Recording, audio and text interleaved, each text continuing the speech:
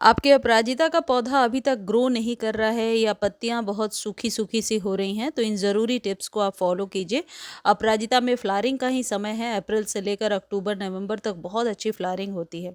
तो सबसे पहले ज़रूरी है किसी भी पौधे की पत्तियों का विस्तार हो, जिसके लिए नाइट्रोजन युक्त खाद आप देते जाइए। यानी कि चाय पत्ती 1 चम्मच आप अभी अपराजिता में हर एक 7 दिनों पे ज़रूर डालेंगे। इस चायपत्ती की खाद को बनाने का तरीका ये है कि जो चाय बनने के बाद जो चायपत्ती बचती है, उसे अच्छे से धोकर सुखा लीजिए। अदरक के टुकड़े मैनुअली जितना निकल सकता है निकाल दीजिए, कुछ यदि रह भी गया तो कोई उससे फ़र्क नहीं पड़ता। इसे अच्छे से आप ड्राई कर लीजिए धूप में, और फिर यदि 8 से 12 इंच का कंटेनर है तो 2 चम्मच भर के आप 7 से लेकर के 15 दिनों के बीच में कभी भी डालिए। ये हमेशा आपके पौधे की मिट्टी को एसिडिक करेगा और पत्तियां बहुत ज़्यादा निकल करके आती हैं, ये टेस्टेड है।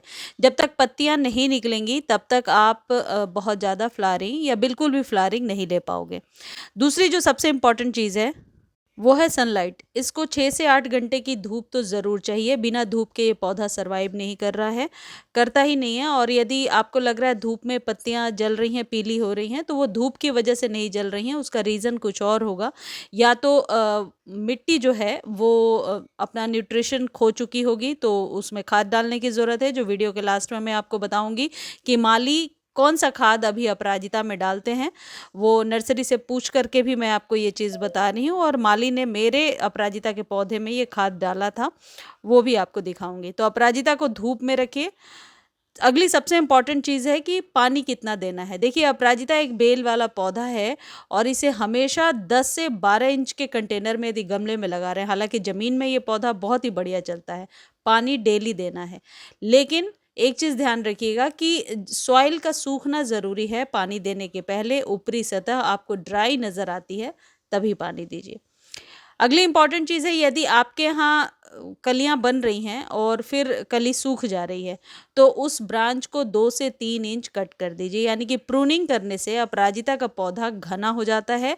प्रूनिंग बहुत ज़्यादा नहीं करनी है, ऊपर से 2-3 इंच, जहाँ से कि आपको पत्तियां लगातार सूखी हुई या लगातार कलियां सूखती हुई निकल रही हैं, तो आप 2-3 इंच ऊपर से उसे कट कर दीजिए।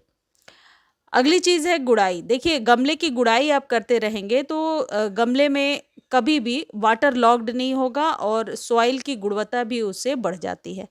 अब माली का बताया हुआ एक बहुत इंपॉर्टेंट चीज़ मैं आपको बता रही हूँ कि कभी भी गमले की सॉइल जो है ऊपर तक ना भरे। कई लोग, आप लोग पिक्चर जब शेयर करते हैं, मैं देखती हूँ कि सॉइल बिल्कुल ऊपर तक भरी होती है। आपके गमले की सॉइल ऊपर से 2 से 3 इंच कम से कम खाली होनी चाहिए।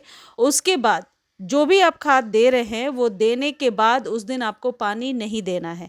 ये माली का बताया हुआ नुस्खा मैं आपको बता रही हूँ। खाद दीजिए और खाद देने के बाद चारों तरफ से आप इस तरीके से मिलाइए जैसे ये मिला रहे हैं, और फिर सनलाइट में छोड़ दीजिए। यानी अभी यदि ये खाद दे रहे हैं, मॉर्निंग में दीजिए और फिर पूरे दिन के सनलाइट में रखिए, फिर शाम के समय पानी दीजिए। ये जो खाद है, ये है नीम खली और वर्मी कंपोस्ट का मिक्सचर।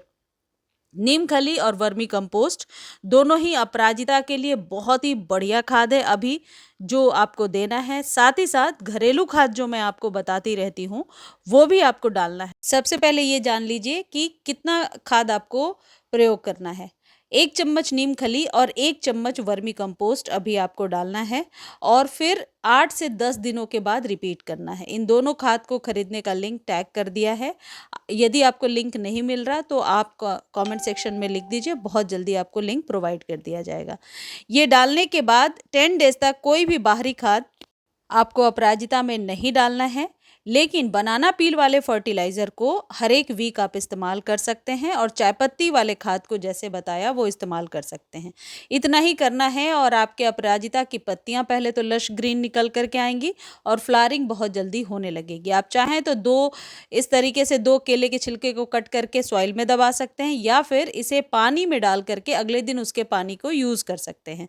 दोनों ही तरीका बेहतरीन है, और ये जो ट्रीटमेंट है ये मैं अक्सर आप लोगों को बताती रहती हूँ। ये 4-5 चीज़ों का ध्यान रखिए आप अपराजिता के पौधे में अभी से लेकर के नवंबर तक आपके यहाँ फ्लावरिंग होती रहेगी। क्योंकि और ये जो नीम खली और वर्मी कंपोस्ट हमने डाला है ये सॉइल की गुणवत्ता को बढ़ाने के लिए, लेकिन ये जो पोटेशियम युक्त खाद मैं आपको डालकर दिखा रही हूँ इससे फूलों की संख्या निश्चित तौर पर बढ़ जाती है। अपराजिता क्योंकि एक बेल वाला पौधा है तो इसे आप ट्रेलिस से जब तक नहीं बांधेंगे आप बेहतर रिजल्ट नहीं ले पाएंगे। इसको ऊपर ट्रेलिस से बांधिए या फिर किसी सहारे से ऊपर चढ़ाइए, तभी आप इसमें बेहतर रिजल्ट ले पाएंगे। अब यदि आपको लगता है कि आपके अपराजिता में वाइट पाउडरी मिल्ड्यू टाइप का कुछ हो रहा है तो पहले कोशिश कीजिए कि मैनुअली हटा लें। यदि मैनुअली नहीं हटा रहे हैं तो किसी भी प्रकार के फंजीसाइड को 1 चम्मच पानी में डालिए और इस पर स्प्रे कर दीजिए। 7 दिनों के बाद फिर दोबारा रिपीट कीजिए, आप बेहतर रिजल्ट देखेंगे। मुझे उम्मीद है वीडियो आपको बहुत अच्छी लगी होगी। धन्यवाद।